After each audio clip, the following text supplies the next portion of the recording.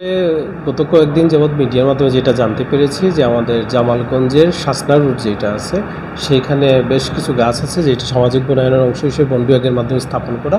তো সেই গাছগুলো আসলে কাটা হচ্ছে তো বিভিন্ন উপায়ে।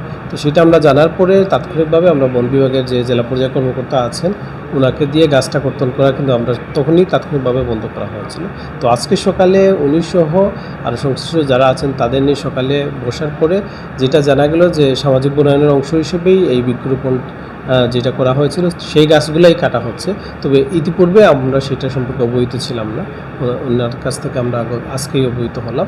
তো সেই ক্ষেত্রে স্যারের যেটা নির্দেশনা হলো যে গাছ কাটাটা আপাতত বন্ধ থাকবে।